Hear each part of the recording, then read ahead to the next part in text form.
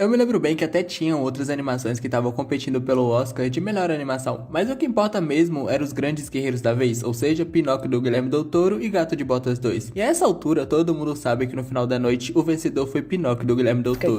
Y el Oscar es para Guillermo del Toro Pinocho.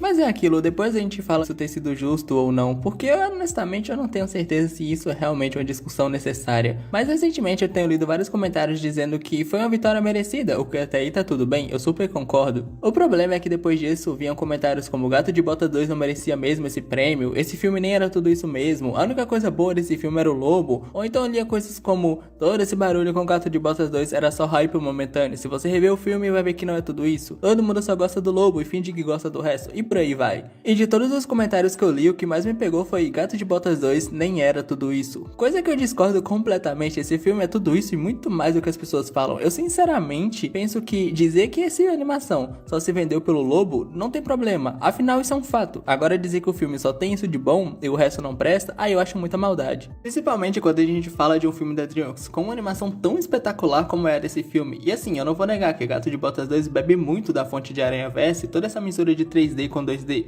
Só que diferente de alguns filmes por aí, Gato de Botas 2 se inspirou em Aranhaverso e criou uma animação com a sua própria identidade, seja no estilo, na mistura de 2D com 3D, ou então nos efeitos 2D que se mistura com 3D ou vice-versa, ou até mesmo o 2D disfarçado de 3D, isso sem falar nas cores dessa animação, ou então em toda a fotografia do filme que é linda, e eu nem mencionei a animação nas partes da luta que são impecáveis, isso sem falar em como o estilo de arte deixou o design dos personagens beirando a perfeição. Todo esse novo estilo da animação não só melhorou o design dos personagens antigos, como simplesmente caiu perfeitamente pros novos personagens. Inclusive tem uma parada que eu adoro nesse filme, é que assim, sempre me impressiona como eles conseguiram trabalhar tão bem todos os personagens do filme, porque convenhamos, Gato de Botas 2 tem uma caralhada de personagens, e querendo ou não, essa quantidade assustadora de personagens deixa aquela pulga atrás da orelha, se eles vão conseguir ou não trabalhar tão bem assim esses personagens. E olha, eu vou admitir, eles souberam brincar muito bem com cada um deles. A gente tem o Perito, sendo basicamente um personagem absurdamente carismático e simpático e que te conquista fácil, principalmente pelo jeito leve dele de levar a vida. A Kitty Patamansa, que com esse novo design ficou centenas de vezes ainda mais interessante, mais carismática que lá no outro filme. Ou então a Caixas Douradas, que é uma personagem tão carismática e tão agradável de ver,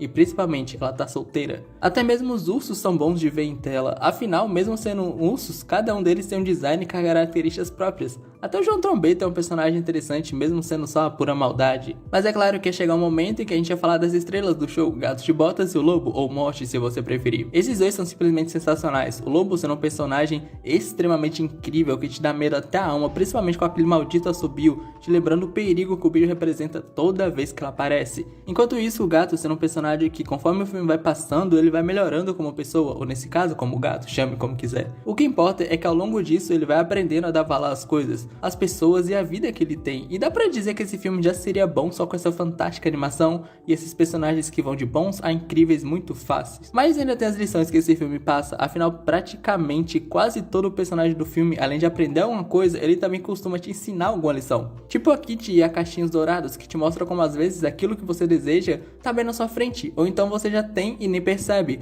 O Perrito te mostra como às vezes é melhor seguir em frente e tentar olhar o lado bom das coisas. E o Gato, bom, aí é uma lista, ele te ensina a dar valor à vida, às pessoas, aprender como arrogância e orgulho são ruins, é uma lista gigantesca. O Trombeta lá aprende basicamente que você não pode ter tudo na vida. E até mesmo o Lobo aprende a lição nesse filme, talvez até mesmo a mais importante de todas elas, não brinque com a sua comida, você pode acabar perdendo ela. Inclusive, já que todo mundo diz que o Lobo basicamente veio desse filme, afinal eu discordo, mas não discordo. Afinal, o tanto que você via a peste desse lobo em tudo quanto era lugar, acabava se tornando difícil você não querer saber de onde era esse personagem, de onde que ele saiu e por que estão falando tanto dele. Então, em partes, eu concordo que ele vendeu bem o filme, mas eu discordo do fato que basicamente só ele presta, porque ele é a melhor coisa do filme, mas não significa que ele é tudo que o filme tem de bom e tudo que o filme tem de oferecer, porque ele tem muito mais do que isso. Mas ainda assim o lobo é incrível, até porque logo no primeiro encontro com o gato ele humilha o bichinho até onde não pode mais, ele faz ele sentir medo, tira sangue dele, faz ele ver a morte e ainda tira o sorriso da cara do gato,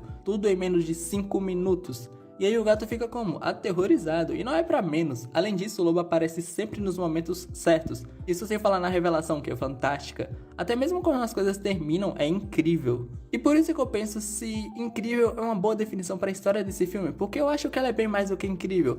Tudo nessa coisa é boa. Como eu já disse, as lições da história são incríveis, a jornada dos personagens é incrível, o ritmo é muito bom também, os acontecimentos na história, a forma como elas acontecem, é tudo tão fantástico. E é até engraçado quando a gente pensa que tem tanta coisa nessa história, mas em um resumo bem cru das coisas, a história é basicamente sobre o gato tentando recuperar a vida dele. E enquanto isso, ele aprende a dar valor à vida e às coisas. Esse, na verdade, é o centro da história. Tudo o que acontece além disso é só recheio do bolo. Ou a massa. Eu não sei definir direito, mas enfim, você entendeu. E tudo isso faz com que esse filme deixe ele ainda melhor. E isso me lembra como o começo, meio e fim desse filme são excelentes. O começo já chega num ritmo maravilhoso, me faz lembrar até como treinar o seu dragão, de tanta doideira que acontece logo no início de Gato de Botas 2. Até o momento da aparição dele, o famoso lobo. Eu acho bem legal como a aparição do lobo troca totalmente o ritmo das coisas. Do começo do filme, é claro. Até que a gente chega no meio e tudo se torna simplesmente uma aventura fantástica com um ritmo tão bom. Mesmo você não parando em nenhum momento, exceto na cena do gato, tendo basicamente uma crise de ansiedade. Mas quando a gente supera isso, o ritmo que o filme tinha, ironicamente, te dá um respiro e volta a ser um ritmo incansável e imparável. Porém, é tão agradável como tudo vai acontecendo. Até que o final muda tudo isso e a gente tem uma luta sensacional, que não é só uma revanche do gato, é também muito mais do que isso, não é só uma luta final. O peso que esse confronto tem é sensacional e o gato enfrentando o lobo e mostrando como ele mudou e como ele não é mais o mesmo, já que agora ele dá valor para aquela vida, mais do que o lobo poderia imaginar que um dia isso aconteceria. Essa luta também é sobre o lobo, entendendo como o gato que ele tanto odiava finalmente aprendeu a dar valor à vida. E com isso eu pensei que Pinóquio do Guilherme Del Toro ter ganhado foi bem justo e bem merecido. E por mais que meu sonho de infância era Gato de Botas 2 ter levado o Oscar de melhor animação, eu não tenho nenhum problema com a vitória do Pinóquio. Foi justo, merecido, mas agora eu confesso que ver as pessoas desmerecendo o Gato de Botas 2 só por ter perdido um Oscar é muita sacanagem. Só não é mais sacanagem do que você não ter deixado um like nesse vídeo até agora. Você me chega até aqui e não deixa um like, isso também é muita maldade. Mas enfim, além de tudo que eu já falei, esse filme tem uma das, se não a melhor cena que representa um ataque de pânico e como você pode ajudar alguém nessa situação. Além da animação que foi fantástica, ela abre portas para mais animações da DreamWorks virem e se reinventarem. Além disso, o filme consegue ser infinitas vezes melhor que a primeira animação do Gato de Botas, mostrando como um filme de animação pode fazer coisas pesadas sem medo. Além disso, é mais uma prova de que a DreamWorks é um monstro nas continuações, principalmente se for de número 2.